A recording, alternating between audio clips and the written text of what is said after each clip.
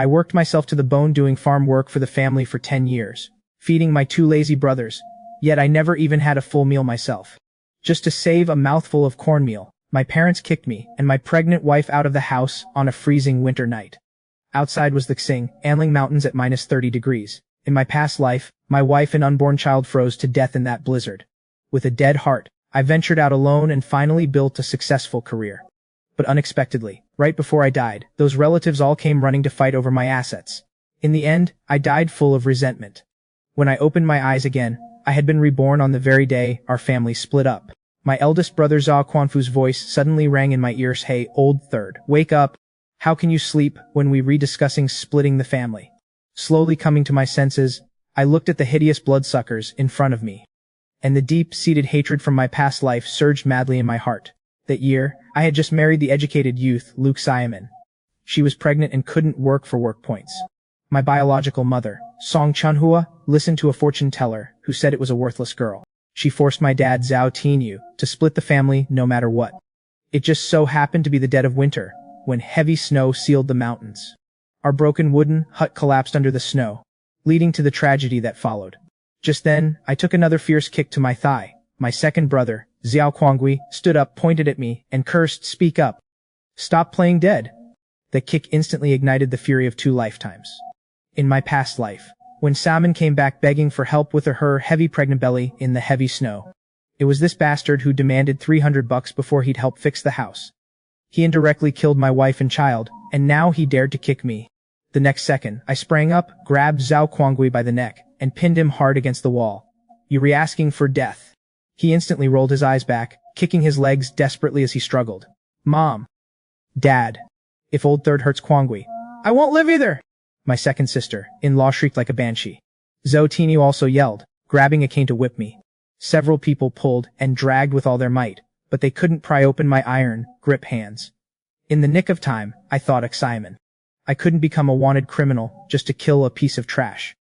Xiaoman's body couldn't handle hiding in the deep mountains and old forest with me, so I suddenly let go, staring coldly at the terrified group. "I'm sparing your dog life today. If you ever dare do this again, I'll drag you into the woods and feed you to the bears." Then I sat cross-legged back on the kang and threw out a proposal that would shock them all.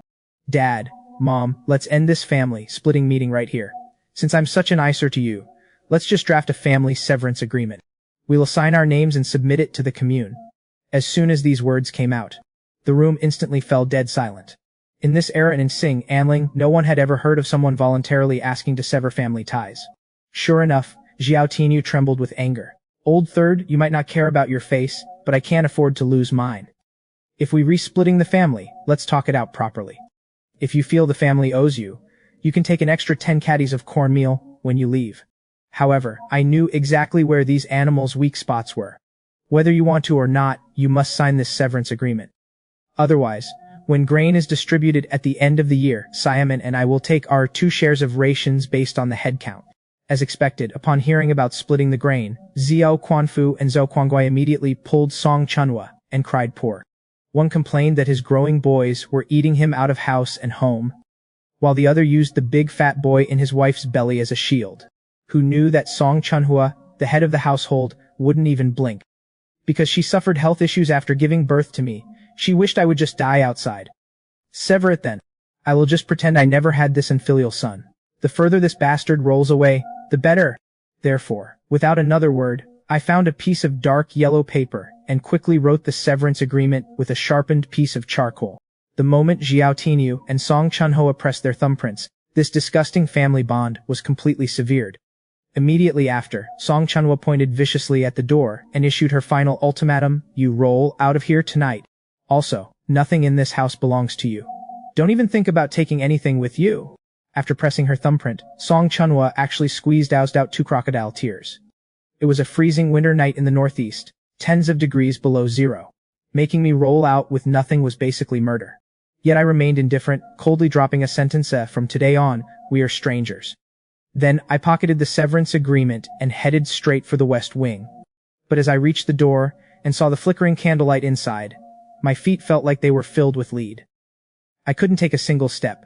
The ruthlessness I had when choking Zhao Quanjun vanished without a trace.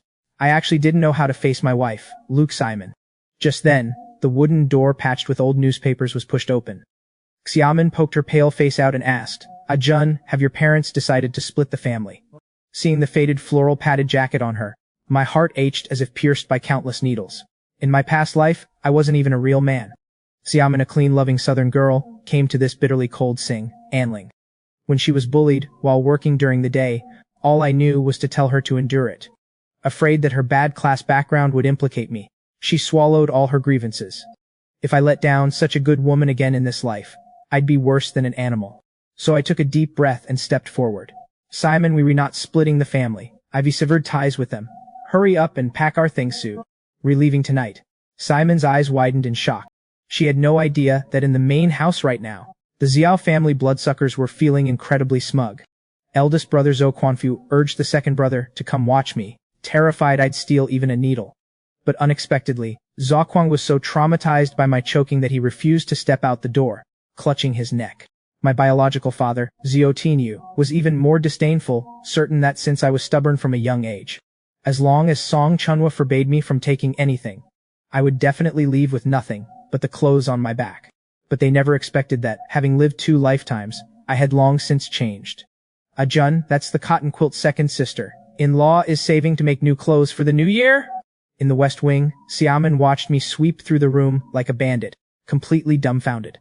I sneered and unceremoniously stuffed the quilt into a sack.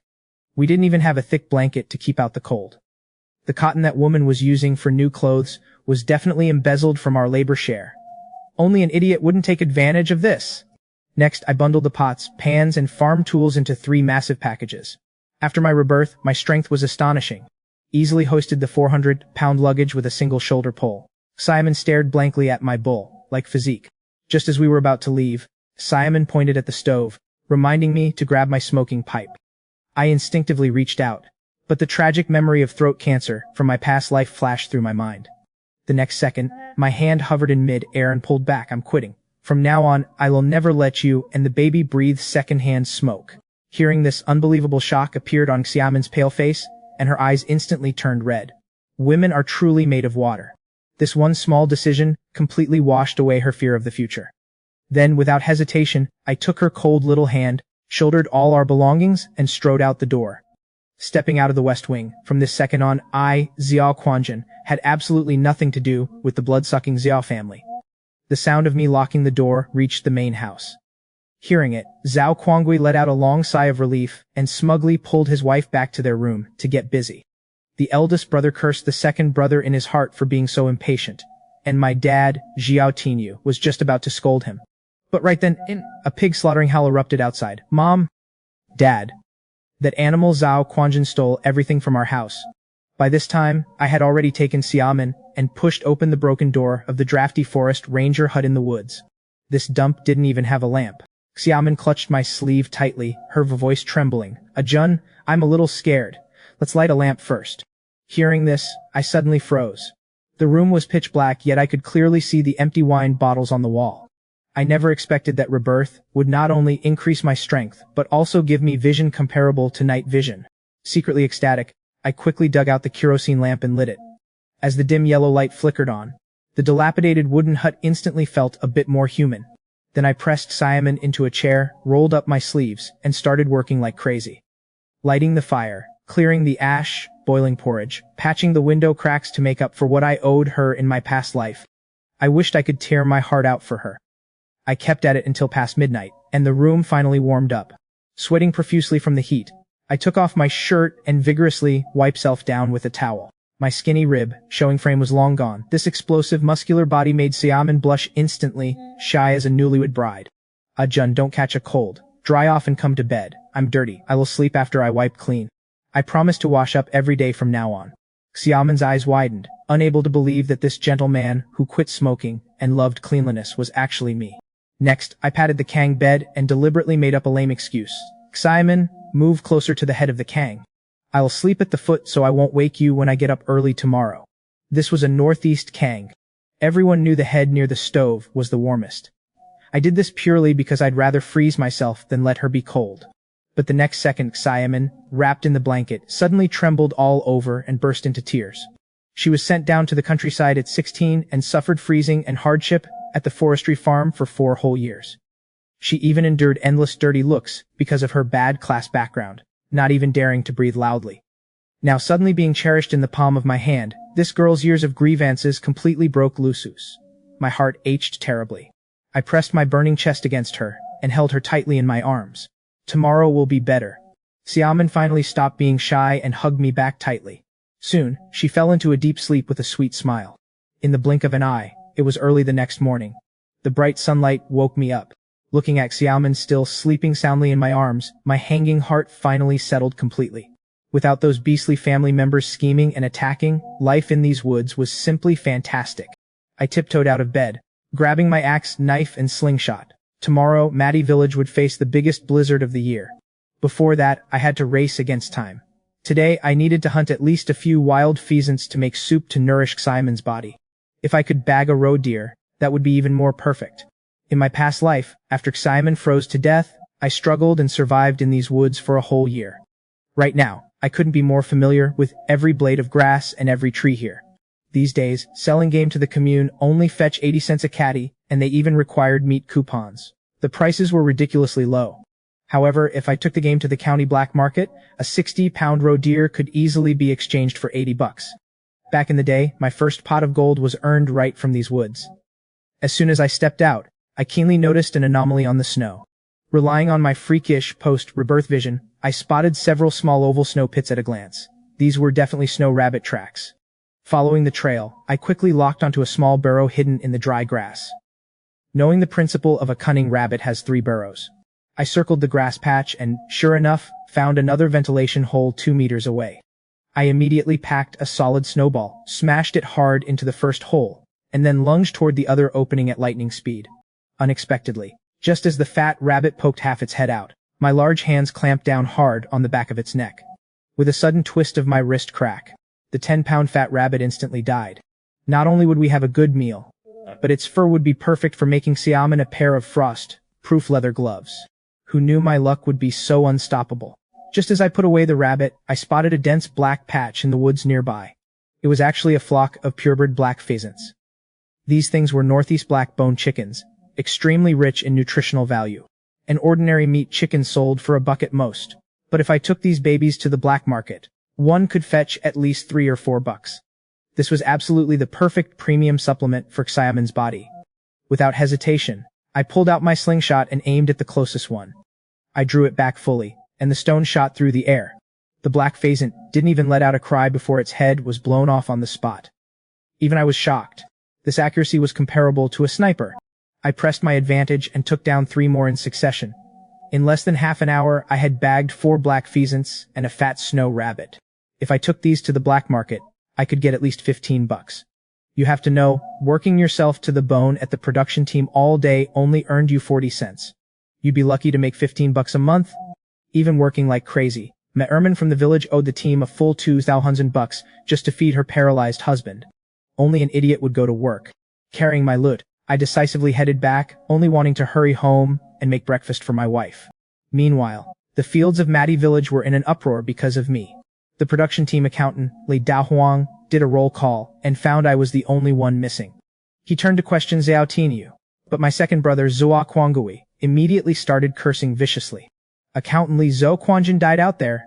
From now on, our Zhao family doesn't have this person.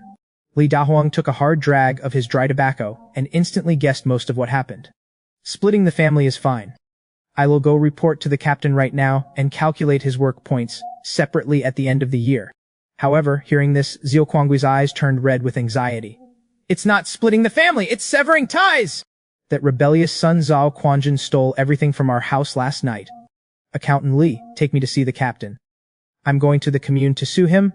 Actually, last night, Li Gilen fought with Zhao Quangui all night over the cotton quilt I took. In a fit of rage, Zhao Quangui beat his wife with the sole of his shoe until she couldn't get out of bed. He blamed all of this on me. Zhao Tinyu, ashamed and furious, held it in for a long time before roaring, "Old second, shut your mouth." But Zhao Quangui was already completely unhinged. Dad taking things from the house is stealing. We have to make him spit it all out with interest. Zhao Tinyu's old face instantly flushed purple red. If this escalated to the commune, and they were paraded through the streets, The Xiao family's face would be dragged through the cesspit. Anxious as an ant on a hot pan, he turned to find the eldest brother to discuss a countermeasure. But Zhao Quanjun didn't give him the chance. He swung his arms and sprinted straight for the brigade, determined to file a malicious complaint against me. Then my second brother dragged Li Dahuang and ran without looking back, heading straight for the Madi village production team headquarters. At this time, in the small ranger hut, Xiaoman was already awake, obediently folding the quilt by the earthen kang. She was startled when she saw me come in, thinking I had skipped work. I hosted the rich game in my hands, grinned at her, and told her that from now on, we wouldn't go to work anymore. We'd rely on this mountain to feed us. I had it all figured out. We'd roast the rabbit to eat, and keep the pelt to make her frost-proof gloves. We'd stew 2 pheasants, and take the remaining 2 straight to the commune purchasing station to sell. Going to the county town was too far, and not worth the trip. Xiaoman looked at me with eyes full of admiration, saying that the male-educated youths at the forestry farm couldn't even touch a hair of these wild animals. My heart softened. I quickly put down the game and told her to rest well. Then I nimbly started the fire, stewed the chicken, and roasted the rabbit. Without stopping, I set traps outside and grabbed various pieces of wood to firmly reinforce this broken hut, making full preparations for tomorrow's blizzard. Xiaoman sat at the head of the kang, using a needle and thread to mend my torn Lei Feng hat. This peaceful life of the man working outside, and the woman weaving inside was comforting right down to the bottom of my heart. I never expected this warmth to last only a few hours. Suddenly, a messy, grating sound of footsteps crunching on snow echoed outside. Captain Ma, we must arrest these 2 and parade them through the streets later? Our village hasn't had a thief in decades. It was Zhao Quanjun's nauseating voice. With a loud bang, the wooden door was violently kicked open. I swept a cold glance over them. Besides Ma Huangzi and Zhao Quanjun, there were actually 2 militiamen standing outside holding Type 56 semi-automatic rifles. You have to know, Ma Huangzi, a mere production captain, couldn't possibly mobilize people from the commune's armed forces department. This bastard definitely dragged along militiamen participating in labor to throw his weight around. As soon as Ma Huangzi entered, he immediately slapped a huge label on me, pointing at my nose and claiming the ranger hut was brigade property. I sneered repeatedly in my heart. This was clearly the commune forestry station's house. I was going to apply to be a volunteer ranger this afternoon. Was it your turn, you old dog, to bark wildly here? But seeing that this trick didn't intimidate me, Ma Huangzi rolled his eyes and immediately forced me to confess if the things in the house were stolen. Zhao Quanjun, that shameless scoundrel, saw the chicken soup stewing in the pot, and the fat rabbit roasting on the rack, and his drool almost dripped out. He actually called a deer a horse, slandering me by saying that the pots, pans, and even the wild game were all stolen from the Zhao family. How could there be such a brazenly shameless person in this world? But having lived a second life, when it came to playing the rogue, I could be his ancestor. Suppressing the coldness in my eyes, I calmly fired back. The game is what I hunted this morning. The things are what I took from my own home. What law does taking things from your own home break? Zhao Quanjun instantly flew into a rage, cursing that I had severed ties last night and was an animal with no parents. I wasn't going to indulge his full temper. I stepped forward, swung my arm, and delivered a vicious slap. I only used 50 of my strength, but it directly smacked this piece of trash to the ground. Ma Huangzi and the armed militiamen beside him were all stunned. After all, who would be so bored as to meddle in someone else's family affairs? Hiding behind me, Xiaoman watched the thug, who bullied her the most, get beaten, and excitedly clenched the corner of her clothes. Next, Zhao Quanjun covered his swollen face and wailed madly, crawling and scrambling to beg Captain Ma for help. Only then did Ma Huangzi narrow his triangular eyes and step in front. This old fox wasn't here to help Zhao Quanjun at all. He just wanted to use the opportunity to parade me through the streets, making the entire Zhao family lose face in the village. He stared at me intently, demanding to know if the family severance was real. A mocking smile curled on my lips as I went full rogue mode, telling him that empty words were no proof. If he wanted to arrest someone, he had to produce the severance agreement with the whole family's thumbprints. Sure enough, Zhao Quanjun acted like he had caught a lifeline. He screamed madly, pointing at me and telling Ma Huangzi to search me, shouting that the severance agreement was in my pocket. Now Ma Huangzi was completely fired up. He didn't hesitate to lunge forward, his lecherous dog eyes even glancing viciously at Xiaoman behind me twice. At that moment, the murderous intent in my heart boiled over like solid rock. If beating the militia now wouldn't cause a huge disaster, I swear, Ma Huangzi, you old dog, you'd be the next one I deal with. I saw through Ma Huangzi's filthy thoughts at a glance. He was hoping he wouldn't find the severance agreement on me, so he could logically go search Xiaoman. But he never expected that I wouldn't buy into this at all. I sneered and directly fired back. The rights of the people are protected by law. A severance agreement isn't contraband. On what grounds are you searching me? If I suspect you have $10 in your pocket, can I just search you whenever I want? Besides, my whole family is illiterate. Just because Zhao Quanjun says I have a severance agreement, you believe him. As a result, this devastating counterattack completely dumbfounded Ma Huangzi. What legal knowledge did a 1970s cadre have? This old guy was used to bossing people around in the production team. Suddenly hearing such a coherent set of terms, he was bluffed on the spot. Next, the two militiamen also realized what was going on. After all this fuss, it was just the Zhao family's domestic affairs. Who wanted to wade into this muddy water? At this time, Ma Huangzi weighed the pros and cons, remembering that everyone in the village knew I was a stubborn donkey who would fight to the death if provoked. He immediately backed down. This old fox turned and warned Zhao Quanjun not to make wild accusations anymore, then left with his tail between his legs along with the militia. The room was instantly left with only that bastard Zhao Quanjun. My face darkened as I roared at him, "Get the hell out!" Terrified. He backed away repeatedly. He couldn't beat me in a fight, and he couldn't win in a shouting match. He could only cover his swollen face and drop a harsh threat, telling me that if I had the guts, I shouldn't hand in the severance agreement. Then he scrambled away in a panic. Once these plagues had all rolled away, Xiaoman quickly locked the door. Looking completely confused, she pulled me to sit at the head of the kang, muttering in bewilderment about whether we were splitting the family or severing ties. Without a word, I pulled the thumbprint, covered severance agreement from my pocket and slapped it on the kang table. Xiaoman was completely stunned looking at the neat handwriting. She clearly remembered that the Zhao family only knew a few broken numbers. I casually made up a lie, saying that after marrying her, I secretly read the newspaper every day to improve myself. But Xiaoman was extremely smart. She immediately pointed out the most fatal flaw. If we handed this proof to the commune for notarization, Zhao Quanjun would definitely use yesterday's missing items to frame me for theft. Seeing her worried look, I chuckled darkly and pulled off a slick move. I grabbed a piece of charcoal from the stove and, right in front of her, wrote down a date on the paper, December 6, 1977. Xiaoman froze for a second, then instantly realized what I was doing and covered her mouth with a giggle. Last night, when I took the things, I was still a member of the Zhao family. Taking things from your own home is perfectly justified. We only severed ties today. Now, even if Zhao Quanjun talked until the sky fell, he couldn't do anything to me. Having solved this major headache, I looked at Xiaoman's pretty face and felt a surge of heat in my heart. I cupped her small face and kissed her hard. That sweet and soft feeling almost melted my bones. After lunch, I had to rush to the commune immediately to secure my status as a forest ranger, and conveniently take the black pheasants to the purchasing station to exchange for cash. However, there was no way I would leave the pregnant Xiaoman alone in the danger-filled woods. She needed to walk around for exercise, and she also needed someone to talk to. So, carrying the black pheasant originally saved for dinner, I took Xiaoman by the hand and strode back to Mati village. Along the way, the villagers all stared at Xiaoman with strange looks. She felt a bit uneasy and muttered softly, asking where we were going. I squeezed her hand tightly and said straight out that I was taking her to find my Ermin. Xiaoman was very puzzled. In the middle of the day, Sister Ermin wouldn't be working in the fields, she'd be at home. I sighed. My Ermin's family only had one laborer, yet she had to feed the whole family.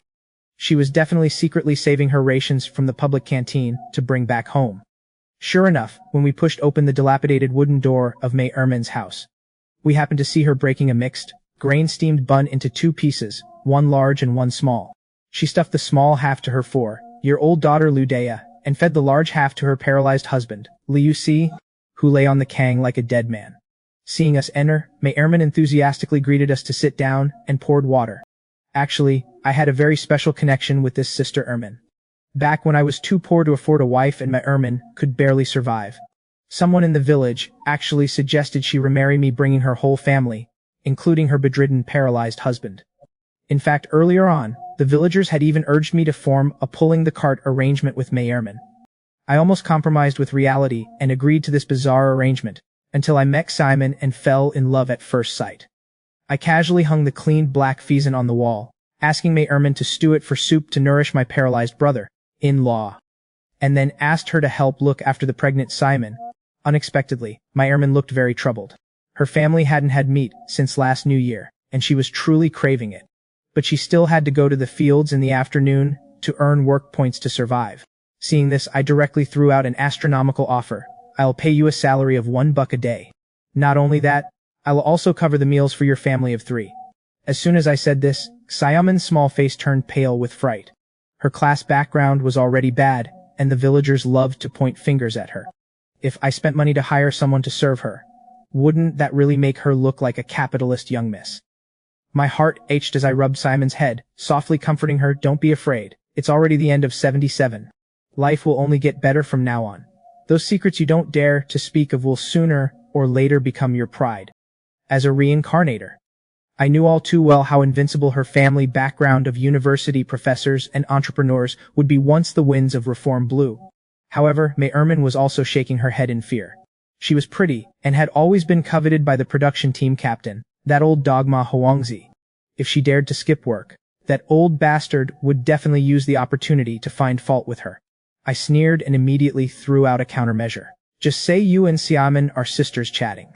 Besides, there's going to be a massive blizzard in the next 2 days. There's no need to go to work at all. Hearing that she could earn $1 a day for nothing and keep her whole family fed, Ma Ermin finally nodded hard.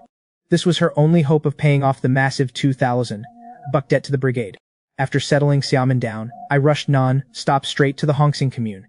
But as soon as I arrived at the commune purchasing station, I wanted to point at the noses of these black-hearted cadres and curse them out. A black pheasant normally worth $3. These bastards slashed the price in half, giving me only $3 for 2. If I didn't urgently need cash, I absolutely wouldn't have swallowed this anger. Next, I stormed into the commune courtyard and slapped down the severance agreement, then headed straight to the forestry station to apply for a volunteer forest ranger position and a hunting license. Surprisingly, things went incredibly smoothly. These days, no one took hunting licenses seriously. Seeing someone willing to be a free coolie for forest ranging, the leaders approved everything without a second word. They even cheerfully promised to help me get a gun license in the future. Little did they know that in the future, these 2 get-of-jail-free cards would be my strongest amulets to walk sideways. When I left with the documents in my pocket, my mouth was almost splitting from smiling. The next second, I went into crazy shopping mode. The mere $13 in my pocket were spent clean. At this time, everyone in the village was gnawing on potatoes and cornmeal buns every day. Even Captain Ma Hongzi couldn't afford white flour steamed buns. Stubbornly carried 20 caddies of white flour, 5 caddies of fatty pork, and also bought eggs, white sugar, and vitamin C supplements. I even bought some floral fabric, preparing to give Xiaoman a massive surprise. By the time I rushed back to Madi village with bags big and small, the commune special commissioner issuing the blizzard warning had also just arrived. At this time, the sky had already turned a dead, hazy gray, and the sunlight was completely blocked behind the clouds. I kicked open the broken wooden door of May Ermin's house and directly shoved 1 caddy of pork and 5 caddies of white flour into her hands, warning her that a massive blizzard was coming and she absolutely shouldn't go out looking for food. Unexpectedly, May Ermin was so scared she waved her hands repeatedly, not daring to accept it. I directly pulled out my hunting license stamped with a bright red seal, slapped it on the table, and domineeringly declared, "From now on, I'm the regular army hunting with a license. Consider this an advance on your food allowance." How could a rural person in the 1970s have ever seen such a scene? Seeing the red-headed document, she instantly felt reassured and accepted these life-saving rations with endless gratitude. I could figure out with my toes that as soon as I left, she would definitely trade these fine grains for a pile of coarse grains and potatoes to fill their stomachs. Just then, Xiaoman tightly grabbed the corner of my clothes, her eyes full of unmelting fear. She stared intently into my eyes, her voice trembling as she asked, "Are you really going into the deep mountains to hunt? It eats people in there!" In the past, people at the forestry farm died in there inexplicably every month. In the old forests of the Northeast, there's a saying, first the boar, second the bear, third the tiger. The cowards in the village usually only dared to bully silly roe deer. No one dared to go deep into the mountains to hunt. I held Xiaoman's hand as we walked on the village road lined with high anti-beast fences, swearing that even if I met the King of Heaven, I would put her and the child in her belly first. Unexpectedly, just as I finished speaking, Xiaoman's body suddenly tensed. Around the corner, we actually bumped into Captain Ma Huangzi, and trailing behind him like a lapdog was my second brother, Zhao Quanjun. To mess with me, This bastard Zhao Quanjun could even forget the deep-seated hatred of being oppressed by Ma Huangzi for 7 or 8 years. Throwing his weight around, he jumped out, pointed at my nose, and cursed, saying I stole from the family and fled in fear, and that they had to arrest me and take me to the commune today. Facing these two idiots, I didn't even have the desire to raise a hand. I pulled Xiaoman and was about to leave, but who knew Ma Huangzi would block our path with his big fat face. I looked up at the leaden clouds about to press down and cursed in my heart. I was rushing home to reinforce the ranger hut against the blizzard, who had time to play games with idiots. I mercilessly unleashed a barrage of words. I took the stuff yesterday, and only went to the commune to sever ties today. You were using the sword of the previous dynasty to execute the officials of the current one. Is your brain full of shit? Only then did Ma Huangzi realize what was going on. He turned and questioned Zhao Quanjun if there was a date written on the severance agreement. As a result, this pig teammate Zhao Quanjun actually scratched his head and said he couldn't read. He just pressed his thumbprint. Looking at Ma Huangzi's face twisted with anger, I didn't even feel a trace of satisfaction from crushing these noobs. Next, I directly pulled out my trump card, warning these two, I'm now a forest ranger stamped by the commune! You better stop wandering around the back mountain woods. If I catch you stealing the state's timber, I'll arrest you without a word. Ma Huangzi was so angry he spat fiercely on the ground, but he was completely helpless against me. In the blink of an eye, Xiaoman and I returned to the small wooden hut in the forest. By this time, heavy snow was already drifting down from the sky. I piled the bags in the corner, planning to find May Erman's carpenter brother to make some furniture after the snow stopped. Just then, Xiaoman with red eyes carefully leaned over and asked me if I could buy the cheapest pencil and writing paper next time I went to the commune. Even if I didn't buy a fountain pen, saving the money for stamps would be fine. She missed home too much. Hearing this, my heart instantly bloomed with joy. Next, like performing a magic trick, I directly opened the bag. The sight before her left Xiaoman so shocked she couldn't even close her mouth. Brand new books, stacks of paper and pens, and even a shiny large mirror that cost 50 cents and a 20-cent vanishing cream. Xiaoman stared intently at these precious items, tears falling like broken strings of pearls. I hugged her tightly, telling her that although she was pregnant and couldn't make it to this year's college entrance exam, she absolutely couldn't miss next year's. Even if her class background was bad now, once the policies changed at the end of next year, getting into college would definitely not be a dream. However, Xiaoman complained with heartache that I was spending money too lavishly, and that we had to save money for our livelihood from now on. Hearing this, my mouth almost split into a smile reaching the back of my head. She finally had the awareness of a female head of the household. I suddenly cupped her small face and planted a big, hard kiss on her forehead, making her scold me playfully. Blushing, she quickly shrank back onto the kang to write her letter. Over the next few hours, the blizzard outside grew crazier and crazier. The howling wind sounded like ghosts crying and wolves howling, enough to scare a living person to death. But my heart was as steady as Mount Tay. The tragedy of the house collapsing from my past life would absolutely not happen again. Carrying thick wooden poles, I braced the roof until it was as solid as an iron barrel. Every few hours, I went out to shovel the snow. When I turned back to the stove, I immediately showed off the god-tier cooking skills I had honed while living in exile overseas in my past life. Before long, the overbearing aroma of vinegar, glazed shredded potatoes and twice cooked pork with potato slices shot straight to the roof. Paired with 4 big, plump, pure white flour steamed buns, even Xiaoman, who was crying while writing her draft on the kang, lifted her head, her mouth watering. Having eaten pickled vegetable lumps for years, her eyes instantly lit up astonishingly as she stared at these high-class dishes she had never seen in her life. The moment I threw the lard into the wok, the intense meat aroma almost blew the roof off. Those poor ghosts in Maddie Village ate cornmeal and steamed potatoes all day, so dry they couldn't even take a shit. Who knew that Xiaoman, looking at the full 2-pound plate of glistening twice cooked pork on the table, would be so scared she didn't even dare move her chopsticks. Trembling, she calculated that at my rate of eating, our daily food expenses would be $2. I didn't care at all about her shocked look and directly declared that from now on, I'd let her eat a manchu, an imperial feast every meal. Tomorrow, I was going to render all the remaining fat into snow-white lard. Xiaoman had no choice but to break off half a white flour bun and hand it to me. When that slice of perfectly marbled twice-cooked pork slid into her mouth, the rich fat instantly exploded on her tongue. "This is too delicious!" Xiaoman's eyes shone with excitement, praising repeatedly that it was 100 times tastier than cucumbers with soybean paste.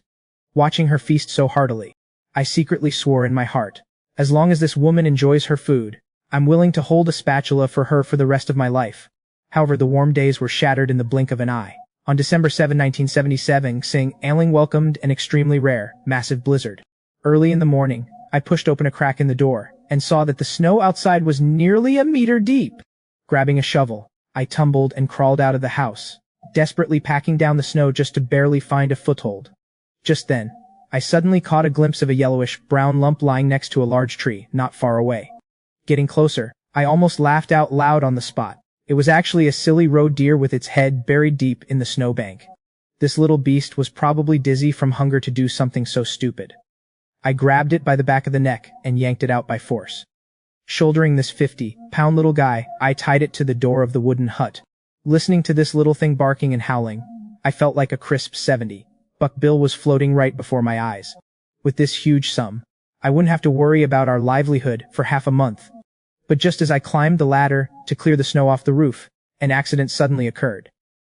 I had just shoveled flat the dozens of centimeters of thick snow, and was about to go down, when out of the corner of my eye, I saw 20 or 30 rapidly moving black dots densely appearing on the snowfield not far away. The next second, when I saw what those black dots really were, the blood in my veins instantly ran cold. It was a pack of 20 to 30 starving gray wolves. In the snow-sealed Greater Khingan Mountains, the most terrifying things aren't blind bears or Siberian tigers, but these frenzied, foraging wolf packs. Even the most experienced hunters would end up with not even their bone scraps left if they ran into them. In this critical moment, Xiaoman actually cracked the cabin door open. "Xiaoman, hurry up and pull the roe deer inside. No matter what happens out here, absolutely do not open the door." I screamed at the top of my lungs, letting out a hysterical roar. Xiaoman was clearly terrified, but she didn't hesitate to pull the roe deer inside and bolt the door shut tight. I immediately scrambled back up onto the roof on all fours to face the entire wolf pack alone. I knew better than anyone that I couldn't hide inside. Once I went in, these starving wolves would tear the wooden cabin apart, and none of us would survive. As long as I stood on this roof, I was their only living target. Hundreds of meters away, the alpha wolf locked its eyes on me and let out a blood-curdling howl. Immediately after, those 20 to 30 gray wolves charged frantically through the snow like bolts of black lightning. I quickly pulled out the hatchet and slingshot from my waist, my mind racing for a way to defeat them. Suddenly, my eyes locked onto the row of razor-sharp icicles hanging from the eaves. The first starving wolf, covered in ice shards, had already lunged onto the roof via the ladder, its gaping bloody maw aiming straight for my face. "You beast!" I swung the shovel in my hand with all my might, smashing it ruthlessly against its massive head. With a loud thud, the wolf's nasal bone was instantly shattered. It yelped in agony as it plummeted into the deep snow. Meanwhile, hiding inside the cabin, Xiaoman clutched a kitchen knife tightly, huddled in the corner of the Kang bed. She was trembling like a leaf, yet she bit her lip hard, not making a single sound. The raging blizzard had completely frozen me into a snowman, but the monstrous killing intent boiling in my chest drove away every ounce of the cold. "Come on. I just happen to need some fine wolf pelts for a vest." Like a god of death descending to the world, I frantically provoked the wolf pack, thoroughly enraging the beasts. As the alpha wolf closed in, they charged again, their eyes gleaming with ferocity. I casually snapped off a sharp icicle and hurled it viciously at the gray wolf leading the pack. The razor-sharp ice instantly pierced through its shoulder blade. The beast rolled frantically in the snow in agony, its bright red blood instantly dyeing a large patch of the white snow. However, this pungent smell of blood didn't scare the pack away. Instead, it made them erupt into even deeper, more frenzied roars. My hands moved so fast they became a blur, wildly hurling the remaining icicles. With a series of sharp whistling sounds, 3 more starving wolves were instantly impaled. Counting the ones I had smashed down earlier, a full 7 male wolves were completely paralyzed in the bloody snow. This pack had at most 12 or 13 main fighters, and now they had lost more than half. I pointed down at them from my high vantage point and cursed them out. The surging adrenaline made me feel not a single ounce of fatigue. Just then, the one-eyed alpha wolf lingering on the edge let out a low growl. Seeing that it couldn't gain the upper hand, the beast actually wanted to drag away its injured companions on the ground to use as food. I instantly saw red. "You dare steal my prey." I whipped out the small knife from my waist and flicked my wrist hard. The sharp blade instantly buried itself into a female wolf's eye socket, and she let out a blood-curdling shriek. This miraculous throwing knife completely shattered the wolf pack's courage. The 20 to 30 starving wolves abandoned their companions and fled into the deep mountains like the wind, their tails tucked between their legs. With the pack rutted, I knocked on the wooden door and comforted Xiaoman inside. Then I grabbed my machete and jumped into the snowdrift. Looking at the wild wolves still twitching on the ground, I didn't hesitate to bring the blade down. Blood instantly spurted out, and the incomparably fierce wolves were killed on the spot. Afterward, I skillfully skinned all 5 of these high-quality wolf pelts. Those bastards at the supply and marketing cooperative would only give me a few dozen bucks at most. If I could smuggle them to the Soviet Union, these pelts could easily fetch a fortune of several hundred rubles. As for the foul-smelling wolf meat, I just kicked it into a snow pit and buried it tight. By the time I wiped the blood off my body and pushed the door open, Xiaoman was adding firewood to the stove. She looked at the bleeding roe deer in the corner, her eyes actually shining as she said this thing could be traded for big money. Looking at her adorable money-grubbing expression, my heart felt incredibly warm. I took the chance to tease her, saying that if we fed it more water today, it might just grow another 2 pounds of meat by tomorrow. Xiaoman nodded happily, calculating that once we got the money, we should quickly build a sturdy fence around the cabin. I immediately made the call. Once the snow stopped, I'd send her to Sister Ermin's house, and then I'd personally take the roe deer to the county town to sell. Not only were we going to hire a carpenter to make new furniture, but we were also going to build a big new house. Who would have thought that when the blizzard finally stopped the next morning, the snow outside would actually reach my belly button? Without a second word, I dug out those 5 skinned, blood-red wolf corpses and dragged them forcefully toward Horseshoe Village like tattered sacks. The villagers of Horseshoe Village were sweating profusely as they cleared the snow. The moment they saw the terrifying things I was dragging, they all gasped. From far away, I could hear their shocked murmurs. These weren't dead dogs, but 5 vicious wolves I had hunted down single-handedly. Just as everyone was stunned speechless, an even more explosive piece of news instantly reached my ears. The Zhao family's east wing had actually collapsed under the heavy snow, and the falling roof beam had hit my good older brother, Zhao Quanjun, dead on. Hearing this, I pivoted on my heel and headed straight for the Zhao family courtyard. By now, a dark crowd of 20 or 30 men had gathered in the courtyard. The roof of the east wing had a massive, tragic hole torn into it. The moment I stood still, I heard my sister-in-law wailing like a slaughtered pig through the walls. She cried that the family's only strong laborer had fallen, and the whole family was going to starve to death. Immediately after, the old lady Song Chunhua's sharp, mean-spirited curses rang out. She pointed at my sister-in-law's nose and furiously scolded her, saying Quanfu wasn't dead yet, and asked if she was in a hurry to find a wild man. That wasn't all. Song Chunhua turned around and grabbed Brigade Captain Ma Huangzi's arm in a death grip, forcing him to quickly send Wu Depao to drive the horse cart and take Zhao Quanfu to the county hospital to save his life. However, Ma Huangzi didn't have a shred of patience for the Zhao family. He sneered, pointing at the snow outside that was taller than a horse, and flat out refused. Ma Huangzi deliberately made a sarcastic suggestion, telling the old man Zhao Tiniu to go to the brigade clinic and fetch a barefoot doctor to just make do with a quick look. Hearing this, Song Chunhua immediately stomped her feet in anxiety and cursed the brigade's quack doctors, saying that last year they even paralyzed someone over a sprained ankle.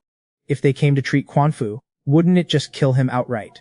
My sister-in-law was still crying to the heavens in the ruins, but Song Chunhua stubbornly craned her neck, trying to force Ma Huangzi to send Quanfu to the county hospital.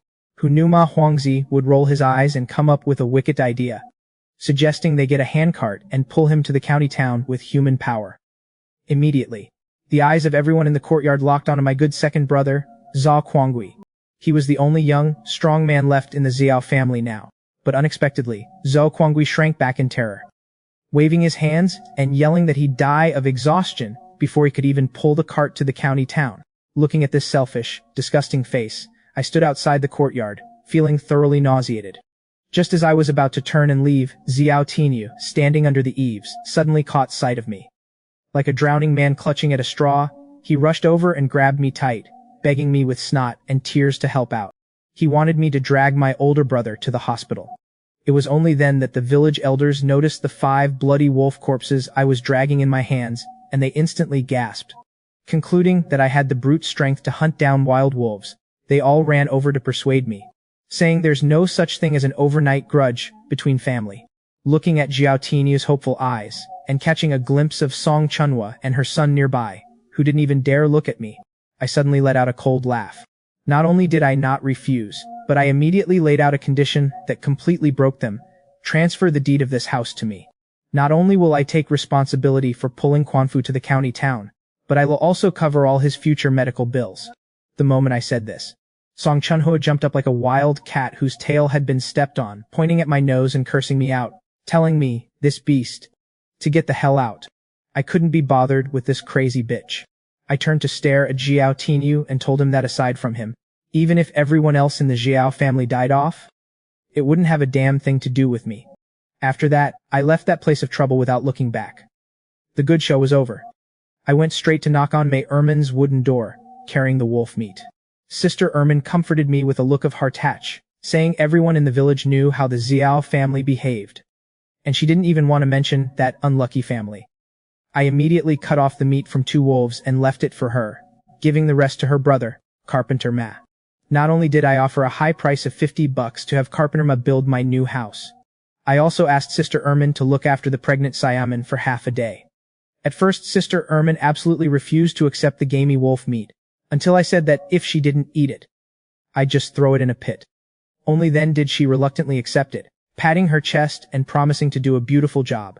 With everything arranged, I hummed a little tune and led that silly roe deer onto the road to the county town. The thought that the Zhao family had lost Quanfu, their strong laborer, and would struggle just to survive the winter this year, finally smoothed out the full anger I had bottled up for years. After trudging through waist, deep snow for a full 2 hours, I finally stood on the streets of the county town with the roe deer. My rustic outfit, paired with a lively, jumping roe deer, instantly drew stares from every corner of the street. Didn't take long for an older man with gleaming eyes to come up and ask for the price. I didn't mince words and immediately demanded an astronomical price of $70. This price was even more expensive than premium pork. The man shook his head and sighed repeatedly, and the onlookers pointed and whispered, thinking I was a madman. Just then, a man in a gray mouse suit suddenly squeezed through the crowd. Without even blinking, he made the decision and pulled out the money to buy it. Not only that, but this man, named Chen Shuhao, frankly admitted that he was a caterer on a business trip from the neighboring county. He was hosting a dinner at the state-run restaurant tonight and was exactly in need of an impressive main dish like this. I was secretly ecstatic my first pot of gold since my rebirth was safely in the bag. Counting the full $70 Chen Shua handed over, my heart bloomed with joy. In this day and age, anyone who could casually toss out such a huge sum while on a business trip was definitely a big shot with serious status. But I knew the rules of chance encounters well. I didn't ask a single unnecessary question, turned around, and dove straight into the county's supply and marketing cooperative. Gritting my teeth, I dropped $16 on 2 bottles of Motai, spent another $5 on 5 packs of Chunghwa cigarettes, and finally threw in $2 for 10 packs of Yingchun cigarettes. These weren't for me to smoke. To butter up the leaders at the forestry station and get a gun permit, I had to bleed a little cash. I never expected things to go smoother than I could have imagined. Thanks to my hunting license and my status as a volunteer forest ranger, the public security officers didn't even take my gifts and directly stamped a gun purchase permit for me. I immediately headed straight to the retail department, but unfortunately, the money in my pocket simply wasn't enough to buy that $150 double-barreled shotgun. So I settled for the next best thing, slapping down $30 for a Gongzi brand air rifle, and added another $2 to buy a full 500 lead pellets. Slapping this piece of hardware onto my back, my sense of security in these desolate mountains was instantly maxed out. Worried about my pregnant Xiaoman at home, I hauled ass back to the village as fast as I could. Who would have thought that halfway there, I'd run head on into my old man, Zhao Tinyu. He was leading a doctor from the commune clinic to treat my older brother's leg. Seeing me carrying bags and a gun, his old face flushed bright red, his eyes full of regret. But I only found it laughable. Back when he enabled that mother and son to bully me, he should have expected this outcome of total alienation. By the time I stepped into the forestry farm, I could see deep trenches carved through the snow from afar.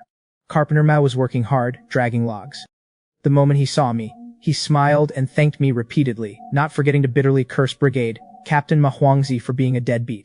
I directly pulled out a 20-cent pack of Yingchun cigarettes and stuffed it into his arms. This was good stuff that only cadres could afford to smoke. Carpenter Ma's hands trembled with excitement, and he immediately patted his chest, promising he absolutely wouldn't go into the house and disturb my wife. That sense of boundaries was exactly what I wanted from him. The moment I pushed open the wooden door, the rich aroma of lard hit my nose. Inside, Sister Ermin was busy tending the fire and cooking, while my precious darling, Luke Xiaoman, was looking down, doing needlework. After a few days out of the wind and sun, plus the nourishment of vanishing cream, Xiaoman's face was so radiant and tender that I couldn't tear my eyes away. I quickly took the rags from her hands and turned to Sister Ermin, offering her a tailoring fee of $2 a set to handle making new clothes for both of us, and told her to make a set for her eldest daughter while she was at it. Hearing she could make money to pay off her debt to the production team, Sister Ermin grinned from ear to ear. But Xiaoman puffed her cheeks, lowered her head, and pouted coquettishly, insisting that I thought she was clumsy. I naturally pulled her into my arms, squeezing her soft little hands and coaxing her in a low voice. With a big man like me holding up the house, how could I let you suffer even a little bit of exhaustion? After the surprise, I suddenly remembered the most important thing about going into town today. This morning, I had specifically asked her to write a letter, planning to take it to the post office on my way and send it back to her family in the city. But when I asked, I found out she hadn't even picked up a pen. Looking at her evasive eyes, I instantly understood everything. It wasn't that this silly girl hadn't finished writing, she was simply too scared to write it. In this day and age, the prejudice city folks had against country folks was like a massive chasm. Not to mention, tragedies of female scent, down youths being tricked into pregnancy in the countryside were everywhere. She was completely terrified and didn't dare let her parents far away know. She had foolishly married a country bumpkin in the greater Qing'an Mountains, and was even carrying a baby in her belly. Xiaoman handed the letter over with red eyes for me to check, but I didn't even glance at it, just directly shoved it into my coat. Those were her heartfelt words to her parents. I absolutely couldn't bear to pry into her privacy. Then I made the call right there. The next time I went to the commune, I'd mail it out for her. Hearing this, Xiaoman was so nervous she didn't even know where to put her hands. I crouched down and reached out to stroke her innocent cheek. Wifey, if my father-in-law and mother-in-law want to beat or scold me, I'll take it. Even if the sky falls, your man will hold it up. As soon as I said that, the tears in her eyes fell frantically like pearls from a broken string. In that man-eating Zhao family, she had long been tortured into a walking corpse. It wasn't until today that this silly girl finally dared to release her emotions recklessly in front of me. My heart ached as I wiped away her tears with my thumb. Sister Ermin watched from the side, clicking her tongue, repeatedly marveling at how a rough guy like me could now speak even sweeter than the educated youths from the city. Afterward, she briskly served the steaming hot food, then turned around, anxious to head back to the village to check on her husband and daughter. Right then, I pulled a pack of Yingchen cigarettes and a bag of puffed rice candy straight out of my bag and stuffed them into her bamboo basket. Take these for my brother-in-law to smoke, and the candy for everyone to have a sweet treat. Sister Ermin's eyes grew hot. She picked up her bedroll and food, thanking me profusely before leaving. Xiaoman watched from the side, dumbfounded. She really couldn't figure out how I, a guy who used to be as silent as a grave, could now handle things so flawlessly. Little did she know, by winning over Sister Ermin's heart, she would absolutely take better care of Xiaoman in the future than she would her own mother. Who would have thought, fourth brother Carpenter Ma outside the door was even more shockingly well behaved. Hearing the call to eat, he took a fierce drag of his rolled cigarette, and right there in the freezing -20 or 30-degree snow, he stripped off his smoke-scented coat completely. Not only that, he even grabbed a handful of ice and snow and shoved it hard into his mouth to rinse it out, before shivering as he stepped into the house. Yet, he didn't dare utter a single complaint. After all, he had seen with his own eyes the bloody holes pierced by icicles on those 3 wolf corpses. In his heart, he already saw me as a living llama he couldn't afford to mess with. Plus, knowing Xiaoman liked things clean, his current behavior was even more respectful than meeting an officer. Seeing his stiff demeanor, I chuckled and served up a big piece of fatty meat. Carpenter Ma swallowed hard with greed, but absolutely refused to take advantage of my family, hollering that he would definitely bring his own food tomorrow. As a result, my face instantly turned cold. If word gets out that I hired a craftsman and didn't feed him, how am I supposed to show my face in Horseshoe Village? With that, Carpenter Ma completely yielded, picked up his bowl, and started wolfing down the food. After eating, he didn't even take a nap. insisting on dragging me out into the snow to draw up blueprints and plan the courtyard. We spent the entire afternoon working like crazy in the snow. According to the plan, we'd first take advantage of the heavy snow to build a wooden fence to keep out wild beasts, then put up a small shed for sundries. The fine detail work would all be left for spring. In the blink of an eye, the sky grew dark. I immediately told Carpenter Ma to knock off and head back to the village, then turned around and called Sister Ermin back over. The blizzard had just stopped, and the mountains were full of starving wild beasts. This was simply a godsend opportunity to make a killing. Unexpectedly, the moment Sister Ermin walked in, her eyes were filled with deep wariness.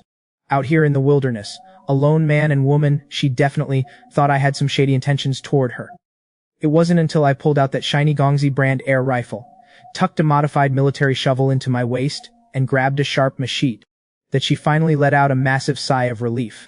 As I geared up for hunting, I asked her to lock the door tonight and keep watch for me. I didn't expect that the moment I said this, the room would instantly explode. No! Xiaoman grabbed my arm in a death grip, unable to hide the terror in her eyes.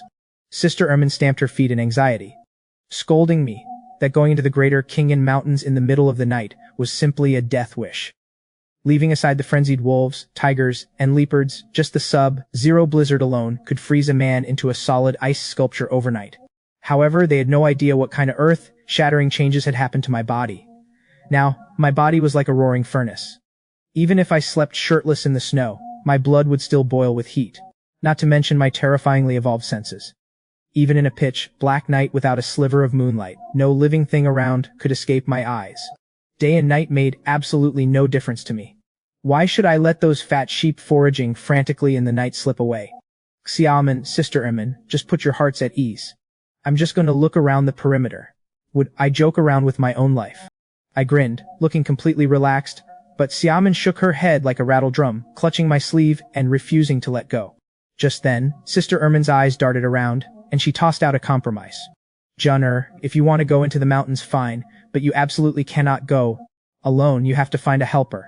I calculated in my head. To make more money, I had to go into the mountains. Giving up a little profit to someone else in exchange for my wife's peace of mind was worth it.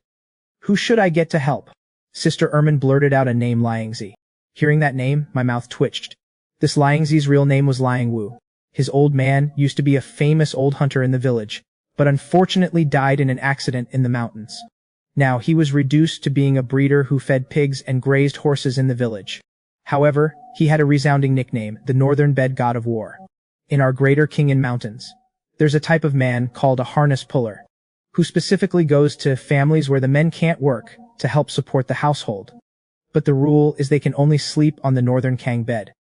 But this Liangzi was something else. He actually pulled the harness for 3 families all by himself. The women in the whole village treated him like a free atom. He worked himself to the bone all year round, and all his money went to raising other people's wives and kids.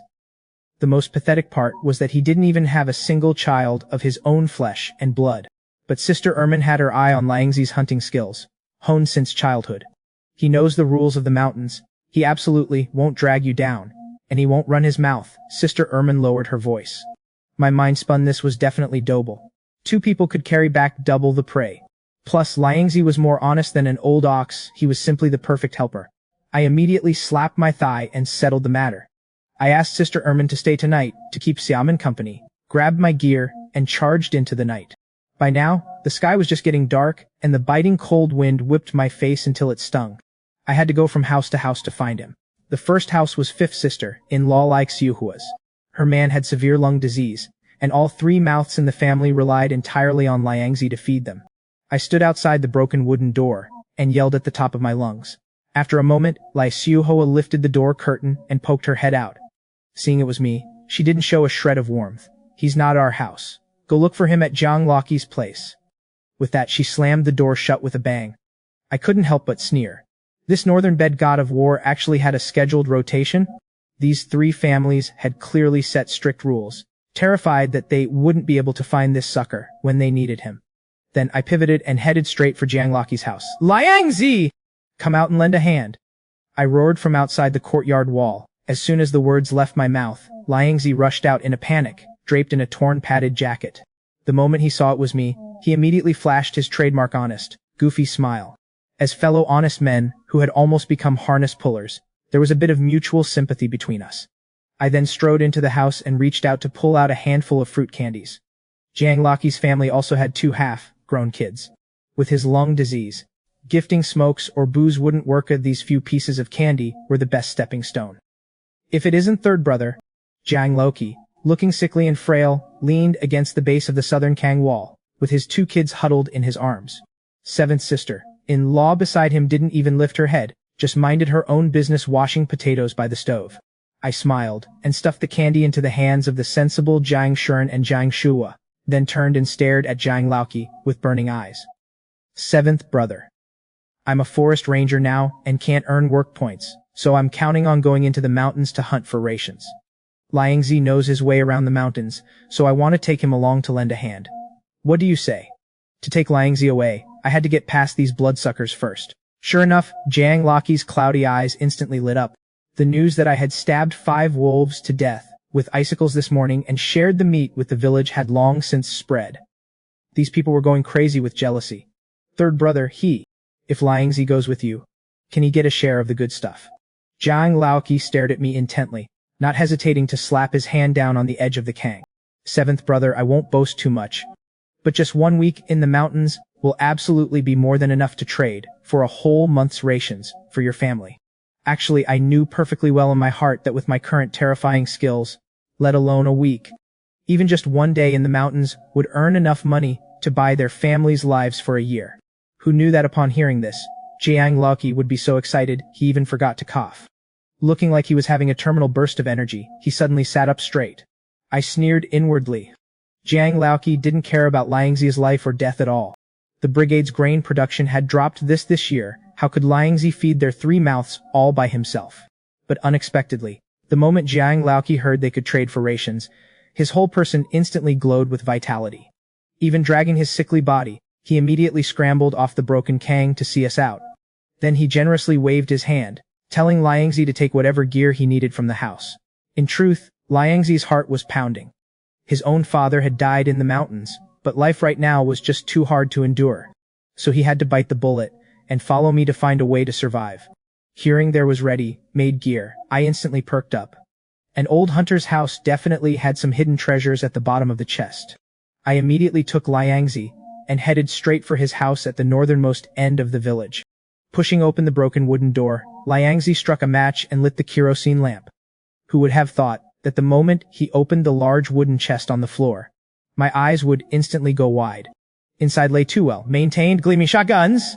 One was a single-barrel 16-gauge break-action shotgun, and the other was an old muzzleloader, complete with a full set of tools for reloading shells and pouring lead shot, along with several boxes of shotgun shells. It was all there. I really didn't expect that even after being squeezed so dry pulling the harness these past few years, Liangzi still couldn't bear to sell these 2 treasures. Tonight, we were taking these guns into the mountains to score big. I weighed the 80% new shotgun in my hands. The heavy, solid feel was simply incredible. Liangzi knew I had grown capable now, so he immediately nodded like a pounding pestle, repeatedly saying he'd listen to me completely. He told me our line of work had a rule: absolutely no going into the mountains after the new year, so we had to hurry and make a killing before then. Then, Liangzi gripped the old muzzleloader and handed the easier-to-use break-action shotgun to me, his whole demeanor changing. As the night wind howled, he relentlessly pestered me on the road to tell him the story of how I slaughtered 5 wolves last night. By the time I finished explaining with gestures and words, his eyes were wide with shock, and he almost knelt down to kowtow and take me as his master right then and there. To put Simon's heart at ease, we first looped back to the ranger cabin to show our faces. I casually grabbed that Gongzi air rifle from the corner. Liangzi curled his lip, muttering under his breath about whether this piece of junk could even hit a jumping hare. I sneered and declared with extreme confidence, within 30 meters, I absolutely won't miss a single shot. I wasn't bragging. With my current skills and muscle memory, shooting wild hares and pheasants was as easy as flipping my hand. The next second, I led him straight toward Dragon King Gully, 10 miles away. That place was famous throughout the village as a wild boar den. As the old saying goes, a lone boar is hard to hunt, but a pack of boars is easy. Tonight I had my eyes locked on the wild boar pack. We trudged forcefully through the snow for over 2 hours, setting up a few deadly wire snares along the way in spots where animals had urinated. When we finally arrived at Longwango, the ground was covered in a messy trail of pig tracks and dung. But there wasn't a single pig hair in sight. Liangzi gripped his gun tightly, his hands sweating, and asked me in a low voice if there was actually any big game around here. I nodded with certainty and led him down to the bottom of the ravine, following the blood trail. But who would have thought that after sneaking a few dozen meters to the east, the situation would suddenly change. Out of the chaotic jumble of tracks, a single, massive set of footprints split off. Liangzi was dumbfounded and asked me if the wild boars had split up. I took one look at the depth of the tracks and grinned. This was clearly a gluttonous heavyweight that had fallen behind the herd. 2 guys against 1 pig, as long as we were ruthless enough, it was a guaranteed win. So I led Liangzi on a wild chase following the tracks. Suddenly a heavy, muffled grunting echoed from the wasteland ahead. We immediately dropped behind a snowbank and peeked over. I never expected to see a massive black, bristled wild boar, standing over a meter tall at the shoulder, frantically rooting around. Its burly frame looked like a small black tower. Liangzi was trembling all over, his eyes red with excitement. He raised his gun and was about to charge in, but I slammed a hand on his shoulder. Rookies just can't keep their cool. Hunting requires brains. I told him to stay glued to the ground and watch me work. Then, hunching over and using the wind to my advantage, I silently circled around and slipped right into the massive boar's blind spot on its flank. With the shotgun in my hands, a headshot wouldn't even pierce its skull, and shooting its ass would just tickle it. The only way to take it down in one hit was to pierce its heart and lungs from the side. The best way to hunt a wild boar is to get up close and blast it right in the vitals. I didn't even dare to breathe as I crept silently across the snow. When I was only a dozen meters away from the towering beast, it suddenly turned its body. It was a do or die moment. I whipped up my break-action shotgun, aimed dead center at its chest, and pulled the trigger without hesitation. Bang! A deafening roar, and a blinding flash of fire tore through the night as a full load of buckshot slammed into its flesh. But to my shock, the beast didn't go down. It shuddered violently and thrashed around with a frenzied roar. I didn't panic. I smoothly cracked open the barrel, popped out the spent shell with a crisp click, and quickly shoved in a fresh round. The heavily wounded boar went completely berserk and bolted deep into the wasteland. Liangzi caught up with me, let out a roar, and we sprinted after it, sticking to its trail like glue. The moment the boar entered my firing range again, I raised my gun, aimed at its massive rear, and fired another shot. If I wanted it to die fast, I had to completely drain its ferocity. Beside me, Liangzi finally couldn't hold back anymore. He raised his old musket and fired a shot too, but it just blasted a hole in the snow. I didn't have time to scold the rookie, because the massive beast ahead of us, after running for a good mile or 2, suddenly slammed on the brakes. The next second, it whipped around, its pale tusks gleaming with a deadly chill under the moonlight. Liangzi excitedly yelled that it was a solitary rogue boar. I took one look. This male boar had to weigh at least 300 or 400 pounds, packed with thick winter fat. This was an absolute gold mine. Just as I quickly loaded my 3rd shell, ready to blow its head off, the unexpected happened. The behemoth crashed to the ground with a heavy thud, completely dead. But I didn't let my guard down for a second. I quickly closed the distance to 10 meters and, without hesitation, fired another shot right into its head. In our line of work, even if the prey looks dead, you always double tap. You never gamble with your own life. Seeing the boar dead as a doornail, Liangzi excitedly circled it, constantly marveling at my incredible marksmanship. I kept a straight face, but inside I was overjoyed. This big guy would yield over 200 pounds of pure meat alone, and the rendered lard would last us a very long time. Don't just stand there. Hurry up and bleed it out and gut it. At my command, Liangzi swiftly drew his hunting knife and plunged it into the boar's throat. True to being an old hunter's son, he gutted the beast in no time and chucked the innards far into the forest. He wasn't doing this to feed the mountain gods, but to use the bloody stench to distract any large predators in the area. After that, I quickly used the snow to completely bury the blood-soaked ground. In the blink of an eye, it was already midnight. We had actually managed to take down this nearly 400-pound behemoth. Liangzi was full of energy and even clamored to head deeper into the mountains to find the rest of the herd. But I just slung my shotgun over my shoulder and lowered my voice to tell him the truth. The real reason I brought him hunting in the mountains was actually for the treasure his father had left behind. Liangzi was stunned. He insisted his dad was dirt poor, that all his catches were handed over to the production team, and he never hoarded anything valuable. I sneered. His dad was selfless back then and fed the whole Madi village. But the treasure I was talking about wasn't gold or silver. I stared right into his eyes and told him that the old hunters of the Xing and mountains never slept out in the open wilderness. In these vast mountains, there had to be countless hidden pits and shelters his father had dug out back in the day. If we could pinpoint the exact locations of these secret spots, heading into the mountains would mean having absolutely safe shelters. But to my surprise, Liangzi racked his brain for a long time, only to shake his head helplessly. He said he was too young back then and had no idea where these top, secret locations were. Seeing that this shortcut was a dead end, I had no choice but to tell him to pack up and head home. On our way back, we actually found 2 fat rabbits strangled in the snares we had casually set. It wasn't until the early hours of the morning that we sneaked back into Madi village. To avoid waking the sleeping Xiaoman, I didn't even go inside the house.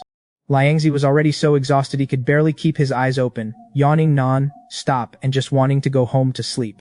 But I, on the other hand, was wide awake, and an incredibly crazy idea suddenly popped into my head.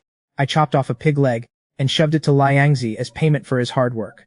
Then, I hoisted the half-boar, weighing over 100 pounds, onto my shoulder and headed straight for the county town under the cover of night.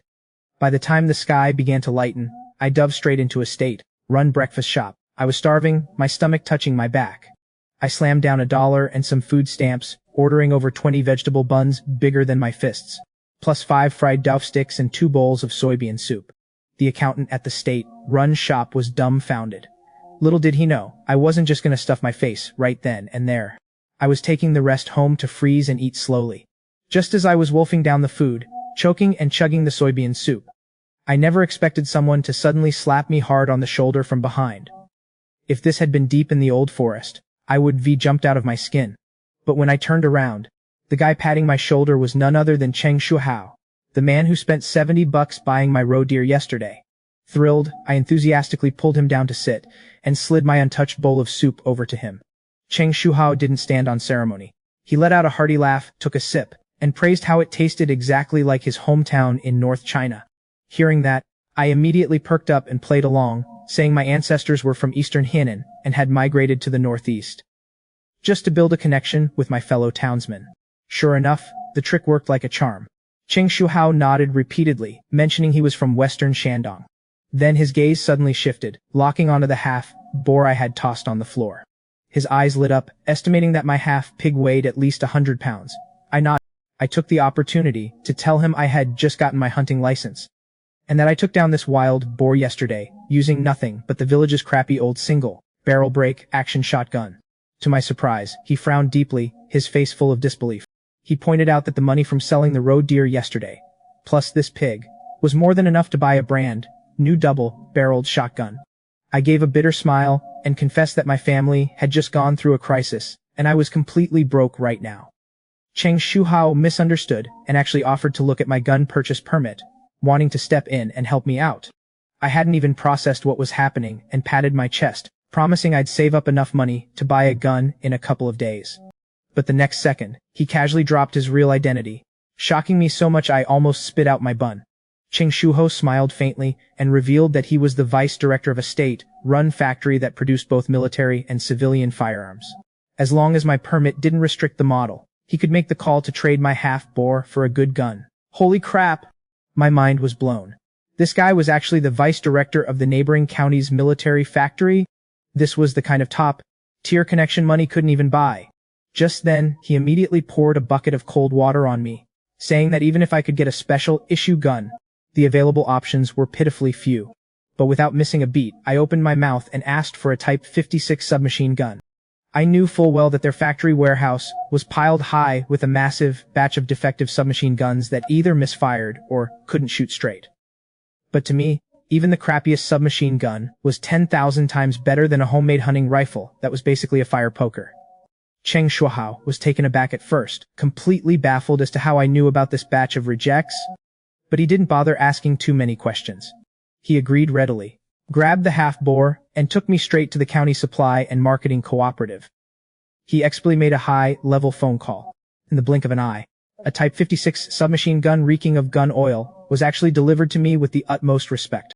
Next, Cheng Shuhao took my gun purchase permit, paid for the Type 56 submachine gun out of his own pocket, and openly processed the sale right there at the cooperative. As for my half-boar, he had it sent straight to a restaurant. With a wave of his hand, he told me to take the cooperative certificate and go straight to the commune to get my gun license. He even insisted I stay in town for lunch, but I was worried about my wife back home, so I politely declined.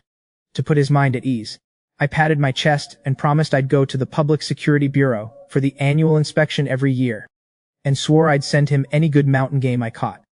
I knew better than anyone that Cheng Shuha was taking a huge risk helping me get this submachine gun, so in the future, even if I stopped using it, I would definitely hand it over to the police to be destroyed. Still worried, he specifically warned me that if I ever ran out of bullets, I should come buy them legally at the cooperative and never touch the black market. I agreed immediately, exchanged a few pleasantries, and quickly took my leave. Honestly, I had been reassuring him the whole time, because I could vaguely tell he was starting to regret it a little. If the police hadn't issued me a gun purchase permit, there was no way this guy would have taken such a risk out of nowhere. Meanwhile, back in the ranger cabin at Madi village, Mayerman was busily boiling water. Hanging from the rafters was the half-boar and massive boar head Liangzi had brought over early in the morning. Looking at all that meat, the envy in her eyes was practically overflowing as she praised my incredible hunting skills. Hearing someone praise me like that made Luke Simon's heart bloom with joy, completely erasing her previous worries about my reckless spending. Then, feeling generous, she told Mayerman to take a pig leg and 10 pounds of fat back home for the new year. You have to understand, in this day and age, 10 pounds of fat could render a massive jar of premium lard, something you couldn't buy even if you had the money. But when Mayerman heard this, she was so terrified she frantically waved her hands in refusal. A pig leg plus the fat weighed nearly 40 pounds. If sold, it could easily fetch $30. How could she dare accept such a heavy gift? Seeing this, Luke Simon didn't force it. She smiled and said they'd discuss it when I got back, then got off the brick bed to slowly walk around and stretch. But right at that moment, an incredibly harsh commotion erupted outside. Suddenly, Ma Huangzi's grating voice boomed from beyond the door. He had actually grabbed the carpenter who came to help and was using him as an excuse to make a scene. He threatened to drag both me and the carpenter back. Hearing the noise, Mayerman's face instantly turned pale, and she quickly stopped Luke Xiaoman from going outside. Ma Huangzi had been lusting after Mayerman for 2 or 3 years, but since he never got his hands on her, he was always looking for trouble. Luke Xiaoman's heart was pounding too. Instinctively terrified of these rural officials, she could only hide in the room and pray I'd come home soon. But the next second, with a massive crash, the deranged Ma Huangzi kicked the cabin door wide open. Biting cold wind instantly flooded the room. Looking at Mayerman inside, a sickeningly lecherous sneer crept onto his face. He actually started spewing absolute garbage right to her face, slandering Mayerman and me for having an affair. He even cursed me for having women on both sides, calling it capitalist behavior. This vicious humiliation instantly left Mayerman burning with shame and anger. But being so honest and timid, she was too furious to even utter a single word in defense. Beside her, Luke Xiaoman was trembling with rage, but intimidated by the aggressive commune officials outside, she didn't dare make a sound. Just in the nick of time, Liangzi stumbled and crawled into the room, his face as white as a sheet. The moment he saw Ma Huangzi blocking the door, he actually dropped to his knees right in front of Luke Xiaoman with a loud thud. His face full of despair, he cried out that it was all his fault for taking the pig leg to the Qi family. His dirt poor sister-in-law Qi had actually taken the leg to Ma Huangzi to exchange for money, completely exposing the fact that I went to the city to sell wild boar meat. Hearing this, Luke Xiaoman and Mayerman felt like they'd been struck by lightning, instantly realizing the gravity of the situation. This was 1977. Selling hunted game privately was a deadly gray area. If Ma Huangzi successfully pinned the crime of sabotaging the collective economy on me, the commune could easily lock me up for a couple of weeks. However, Luke Simon's mind was crystal clear. She knew this wasn't Liangzi's fault at all, and immediately told him to get up. But Liangzi suddenly snapped to his senses, slapped himself hard across the face, and cried out in despair that he was a stupid pig. Running in just now was walking right into a trap, leaving no one to go warn me. But at this moment, Luke Simon displayed the true grit of the lady of the house. With a cold face, she directly ordered Ma Huangzi to get the hell out and wait outside. Ma Huangzi sneered and arrogantly stepped out, absolutely certain that I couldn't escape this time. Meanwhile, I was striding home without a care in the world. As soon as I reached the edge of the village, I sensed something was wrong. Suddenly, I noticed several dark figures sneaking around and ambushing outside my house. Alarm bells instantly went off in my head. Did Ma Huangzi and those bastards from the Zhao family bring people to cause trouble again? I didn't even need to think about it. The only people with enough free time to come looking for trouble in this freezing weather were the Zhao family, or that overly fed team captain, Ma Huangzi. Sure enough, as I quietly approached the ranger cabin, I clearly saw Ma Huangzi huddled outside with a few of his lackeys, smoking and shivering in the cold. Without a second thought, I gripped my Type 56 submachine gun, flicked the safety straight to full auto, and flipped out the gleaming folding bayonet right to the front. Political power grows out of the barrel of a gun. In my past life as a soldier king in the snowy plains, this baby was my ultimate lifeline. When I appeared behind them with my gun raised like a god of death, the group instantly exploded in panic. Seeing that bayonet ready to poke bloody holes in them at any second, the lackeys were scared out of their wits. Ma Huangzi had a whole bellyful of curses ready to hurl at me, but they got violently stuck in his throat. He couldn't squeeze out a single word. I bought this gun at the county cooperative, and the police just issued me a gun license. Does Captain Mao want to inspect it? I sneered, pressing the gun stock firmly against my waist. Honestly, I hadn't even figured out how to fire the damn thing yet. I was purely just trying to scare the living daylights out of these bastards. But the moment Ma Huangzi saw that cold, hard barrel, his legs started shaking like leaves. He didn't dare step up to check my papers. His arrogant face instantly contorted into a smile uglier than crying, and he groveled, begging me to put the gun down first. He actually had the audacity to claim he was just here to check on our family's difficulties. Right then, Carpenter Ma, who had just been bullied, decisively kicked him while he was down, exposing his ugly attempt to frame me for capitalism right on the spot. Ma Huangzi was so terrified he frantically waved his hands, wishing he could crawl into a hole and disappear. I knew exactly how to handle a cowardly scumbag like him, who only picked on the weak. I stared at him coldly and dropped a bombshell. You think I went to the city to sell meat? I gifted that half-boar to a top leader in the city. Otherwise, you think a few pieces of paper could get me a submachine gun? The moment the words top leader left my mouth, a country bumpkin like Ma Huangzi, who had barely even been to the county town, had his entire worldview shattered. Only one thought remained in his head. I had absolutely hooked up with a heaven-defying big shot. Looking at his dumbfounded, chicken-like expression, I didn't even bother giving him a second glance. I just lowered my gun and pushed the door open. Inside, Luke Xiaoman, Mei Erman, and the others had been pressing their ears to the door crack, hearing everything loud and clear. My wife's face was full of admiration, praising me for not even being afraid of Ma Huangzi. I let out a loud laugh as I pulled out the big meat buns I brought back from the city. I casually mentioned how even the big officials in the city were polite to me when we ate breakfast together. These words made Mei Erman's face flush red, her eyes brimming with reverence. Beside her, Liangzi finally let out a sigh of relief. I patted his shoulder and told him to stay for food. Then, I turned around, grabbed an unopened pack of premium goods from the cabinet, and prepared to head out and deal the final blow to Ma Huangzi's crew.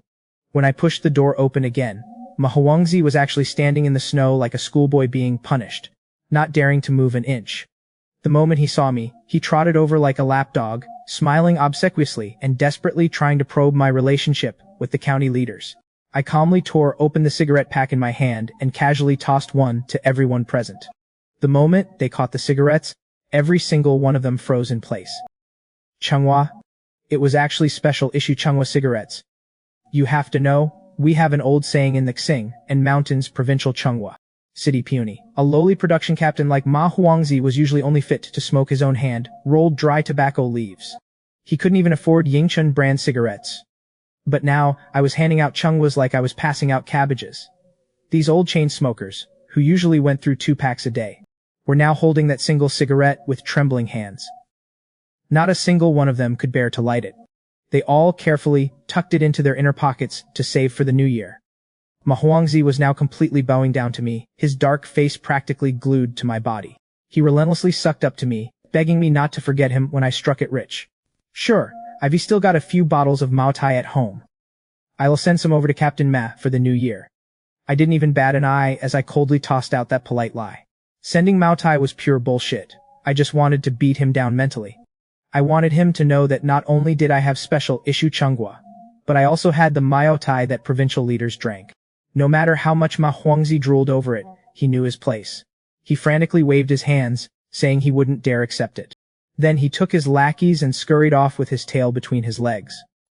who would thought that on their way back to the village, these guys would still be frantically reminiscing, exclaiming that it was the first time in their lives they had ever smelled a Chunghwa cigarette. By now, Ma Huangzi was completely terrified of me. Even the commune secretary didn't have my kind of thunderous presence. After driving away those pests, Liangzi and Carpenter Ma, inside the cabin, looked worried, feeling I shouldn't have been so polite to Ma Huangzi. But Mei Ermin saw right through my intentions, smiling as she pointed out that I was giving him a slap in the face, followed by a sweet date. Only then did it dawn on Liangzi. His eyes lit up as he praised my brilliance. I just smiled without saying a word. Dealing with a petty official like Ma Huangzi who cared so much about face, this trick worked best. First, I pulled out the submachine gun and my fabricated big leader identity to completely crush him. Then I handed him a special issue Chunghwa cigarette. This kind of multidimensional strike on his status would absolutely leave him overwhelmed by the unexpected favor. As soon as I brought the steaming hot vegetable buns to the table, I immediately turned to stare at Liangzi, demanding to know the cause of today's farce. Liangzi lowered his head in shame and spilled everything about sister-in-law Kuai trading the pig leg for money. Sure enough, it was exactly as I expected. I couldn't even be bothered to argue about who was right or wrong. I just cut straight to the chase and interrogated him. You've been working like a dog for these 3 families. Has sister-in-law Kai ever actually slept with you? I never expected Liangzi, who bore the title of the God of War of the North Kang, to instantly turn beet red. He stammered for a long time, before finally admitting that he had never even tasted a woman. I slammed my hand on the table and roared, do you want to marry a wife and have kids or not? Can't you even make such a simple choice? That shout completely jolted Liangzi awake. With red eyes, he gritted his teeth and yelled that he wanted to hold a woman in bed. But then, remembering he was penniless, he lowered his head in despair again. Since you want a wife, that makes things easy. I didn't hesitate to give him a strict order. From today on, you follow me into the mountains to hunt. I'll cover your food and drink. Go back and quit your job as a breeder immediately. Don't take a single work point. Not only that, you're gonna force those 3 families to return all your bedding and completely cut off this ridiculous arrangement. The moment those 3 sets of bedding are returned to your house is the moment I take out the money to give you a grand wedding. As soon as said this, Luke, Simon, Mei Ermin, and the others in the room all gasped. Cutting off the livelihood of those 3 families in Madi village was basically forging a blood feud. If those 3 women found out, they'd absolutely come at him with knives. However, I hurriedly tapped the Chunghwa cigarette box on the table and sneered. With Ma Huangzi around, what are we afraid of? Having his blindfold completely ripped off by me, Liangzi finally saw the light. He took a vicious bite of his vegetable bun and swore on the spot that he'd do exactly as I said when he got back. Once this stubborn mule quit his job and cut off their money and food, those families would absolutely turn on him and kick him out. After eating our fill and sending everyone off, Carpenter Ma also hurried home to start making my furniture. The ranger cabin finally quieted down. Luke Xiaoman sat on the brick bed, her heart aching for me as she massaged my head, curious about when exactly I had met a big county leader. I chuckled and revealed the whole truth about how I bluffed Ma Huangzi. In reality, the person I met wasn't a county leader at all, but another incredibly resourceful big shot. To repay this big shot for helping me get the submachine gun, I had to take Liangzi into the mountains tomorrow to gather the highest quality Lingji mushrooms and wintergreen berries to send to him. Hearing this, Luke Simon hurriedly asked about the letter. I nodded without hesitation, signaling that it was already safely taken care of. I had mailed the letter without a second thought, and now we were just waiting for her parents' reply. If we could receive it before the new year, even if their attitude was terrible, just Xiaoman being able to contact her family would be a massive blessing. Xiaoman said softly, the baby kicked. I froze for a second, then shot up from the bed, overjoyed as I touched her swollen belly. I excitedly pressed my ear just below her belly button. Thump, thump. The fetal heartbeat was strong and powerful. If we counted to full term, I'd be a father in just 3 more months. The sheer happiness made me dizzy.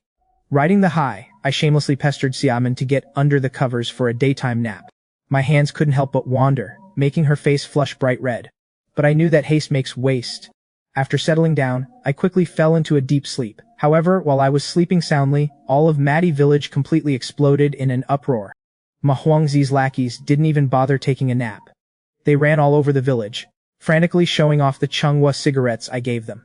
Then they exaggerated wildly, bragging about how many provincial leaders I knew, how I smoked Chunghwa and drank Moutai every day, and even had a gun license and a submachine gun. To top it off, Ma Huangzi acted like a big shot, bragging to anyone who would listen that I offered him Mao Tai, but he didn't even want it. The villagers knew full well he was full of hot air, but they listened to it like it was a gripping storyteller's tale. In the blink of an eye, I'd somehow become the most impressive figure in Madi village. 80 of the villagers spoke of me with awe, puffing out their chests with pride. But there were 4 families who were so bitter they could spit blood. Besides old 7th Jiang, and the other 2 families who hated me for getting Liangzi to break off their helping hand arrangement. The most envious of all was my blood-sucking family, the Xiaos. Ever since my eldest brother, Zhao Quanjun, was crippled, the Xiao family's fortunes had gone from bad to worse. In the middle of the day, Zhao Quanjun, wanting to get rid of his burdensome older brother, actually forced a family meeting behind their backs to divide the family property. But my father, Xiao Tianyu, and my mother, Song Chunhua, refused to agree. This infuriated Zhao Quanjun, who flew into a rage on the spot. With a vicious look, he shouted that after the split, my eldest brother's family could just find a live-in husband for my sister, in law to breed for some bachelor. That beastly remark completely enraged Xiao Tianyu. He grabbed a broom and swung it wildly at Zhao Quanjun, roaring that he would beat this heartless bastard to death. At that critical moment, Song Chunhua jumped in between them, desperately holding him back.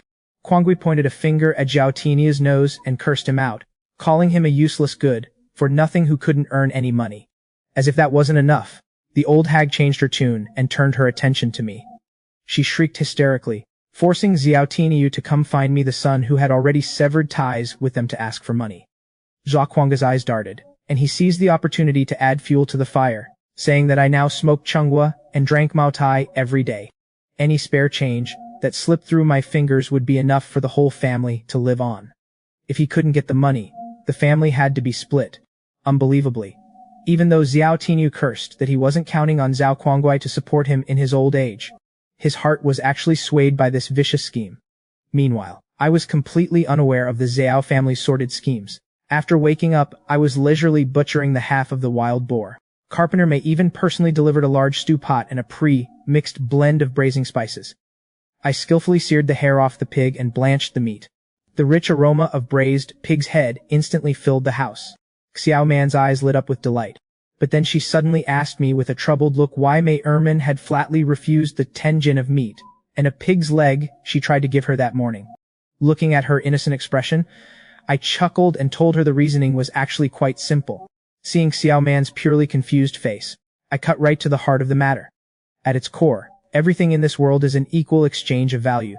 If you just give things away for free, a woman with strong self-esteem like Mei Ermin will definitely feel like it's charity. For thousands of years, our country's customs have been all about the give and take of human relationships. My poor wife, she was too sheltered by her family before, and later, she was looked down upon because of her family's background. The only social interactions she's ever known are extreme coldness and extreme warmth, with no middle ground. Seeing her nod thoughtfully, I couldn't help but feel a pang of sympathy. Just as I finished my work, Liangzi rushed over from the village. The kid really went all out.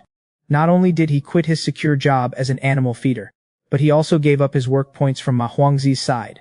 He even told those 3 families with the helping hand arrangements that from now on, he was going to be my apprentice, working for free as long as he was fed.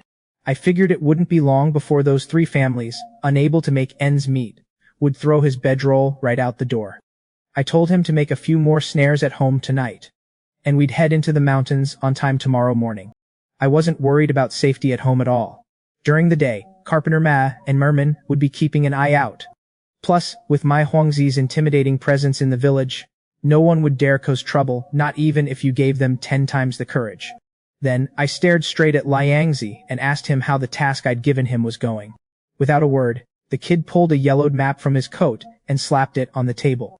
I took a sharp look and instantly sucked in a cold breath. The words Hai Province, Manchukuo were printed clearly on it. This was a top-secret topographical map of the Xing'anling Mountains drawn by the Japanese devils in the 40s. Although Liangzi's father, Liang Sheng, was illiterate, the map, which originally marked mineral resources, was now densely filled with cryptic, abstract symbols. Liangzi looked on, completely bewildered, but the more I looked, the more excited I became. A horizontal line under the character for person meant it was on the ground. A horizontal line above a shack must represent a pitfall trap. although the remaining marks were like a celestial script. This top-tier resource map from a mountain runner was an absolutely priceless treasure. With this thing, the wild game and herbs of all 4 seasons would be completely under my control. Everything was ready, all I needed now were a few good hunting dogs. I immediately set a departure time with Liangzi for the next day and told him to keep looking for any leads on hunting dogs before sending him home. The next morning came in a flash. Liangzi, Carpenter Ma, and Mei Erman were all waiting at my door, just as the sky began to lighten. Carpenter Ma had even brought over a large, sturdy, and durable solid wood table. I was busy taking out last night's pork to freeze it, feeling very satisfied with their work ethic. Just then Liangzi suddenly leaned in close and, in a low voice, brought up an extremely tricky problem. He had gone to look for the brigade's collective guard dogs yesterday, but unexpectedly, the group of educated youth had 7 or 8 top-quality Mongolian Sighthounds. But those arrogant fools insisted on bringing their dogs and joining us on the hunt. Right now, they were all at Liangzi's house, just waiting for me to give the word. Hearing the words educated youth, I sneered inwardly. These young masters and misses from the city usually did nothing but stir up trouble. The locals secretly called them Mama's boys as a sharp insult. Carpenter Ma's face changed drastically, and he quickly leaned over to warn me. He said that 5 educated youths had once recklessly stolen guns to go into the mountains, and all of them ended up frozen solid like popsicles. I had no desire to bring along such a burden. I coldly rejected Liangzi's request, telling him to let them know some other time, and if they wanted to enter the mountains, they had to pay a hefty tuition fee. In my mind, the abacus was clicking away. Mongolian Sighthounds are loyal to only one master for life. I'd be better off buying local Orkin dogs or wolf-dog hybrids. The only reason I didn't shut the door completely was because I had my eye on the good stuff those educated youths had brought with them. Money is money, no matter who you get it from. The moment Liangzi heard this, he took off like a shot, sprinting back through the snow to deliver the message. To my surprise, when the educated youths waiting at Liangzi's house heard they had to pay a tuition fee, they instantly flew into a rage, stumping their feet and cursing. The 4 city youths holding the leashes of the top-quality Mongolian Sighthounds started yelling, complaining that they were offering to help for free with their dogs. Yet I dared to ask for money.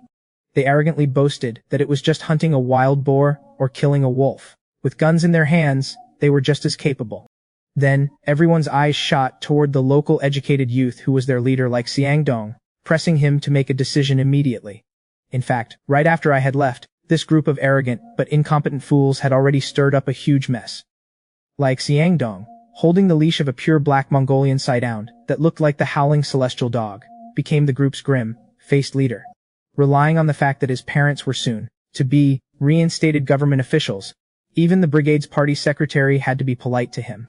His temper was absolutely full. When he heard I wouldn't take them, he immediately declared that he would form his own team to go into the mountains. Even more incredibly, to get weapons, this bunch of reckless fools actually agreed on the spot to steal guns directly from the militia company. Meanwhile, Liangzi and I had already packed our rations, guns, and ammunition and set off into the vast snowy mountains.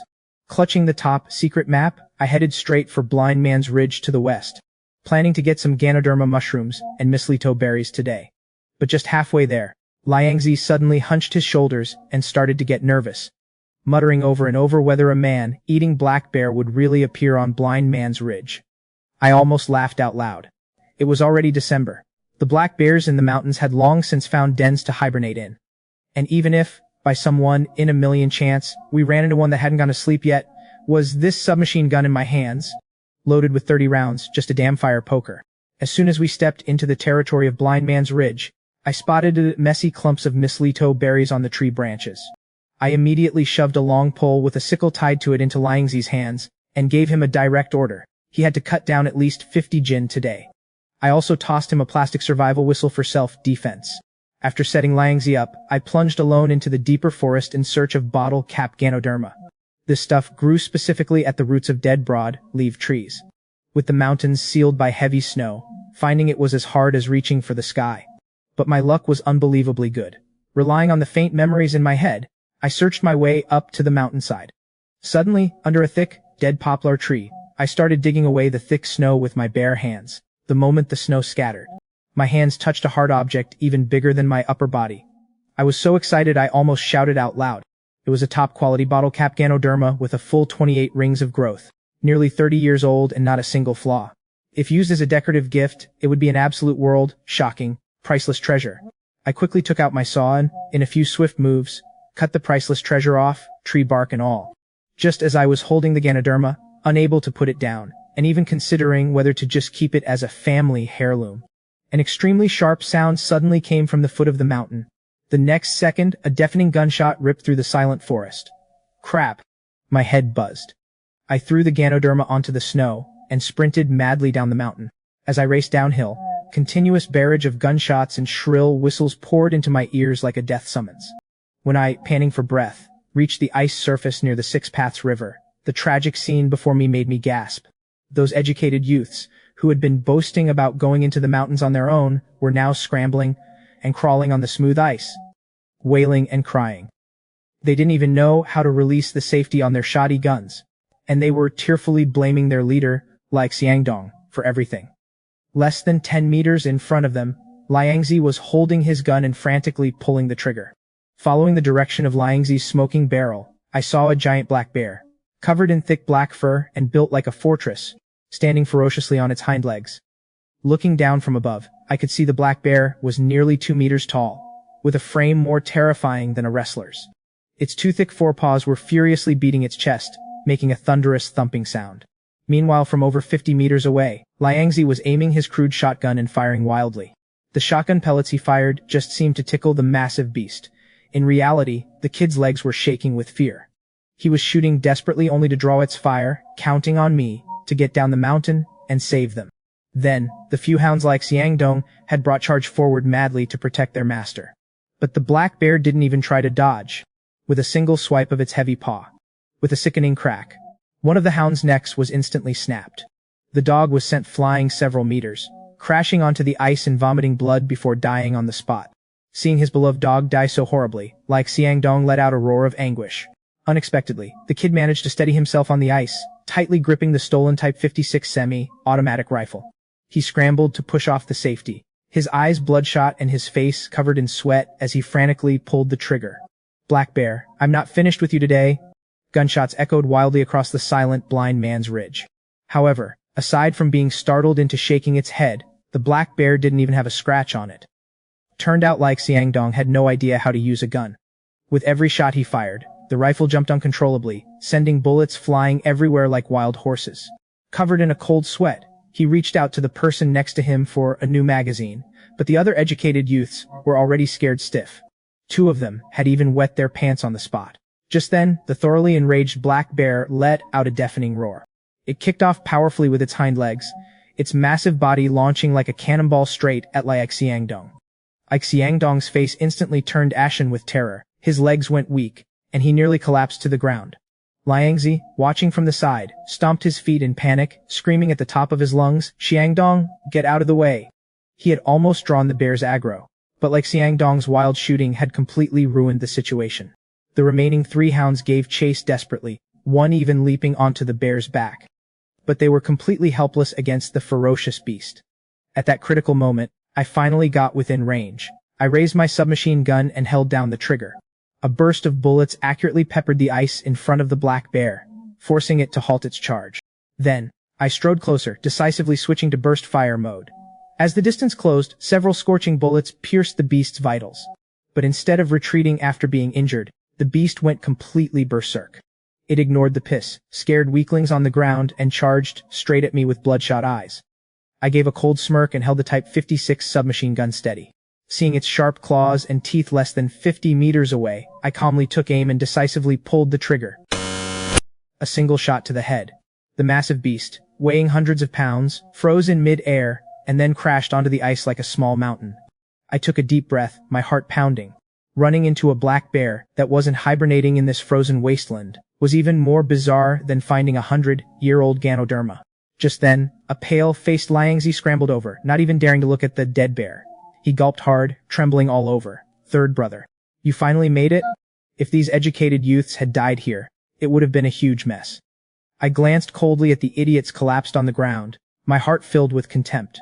Even if they had died here, they would have deserved it. I never had a good impression of these city boys to begin with. With a bloody lesson right in front of them, These arrogant fools still dared to steal guns and come into the mountains. If they hadn't run into me today, all 4 of these idiots would have definitely met their end on Blind Man's Ridge.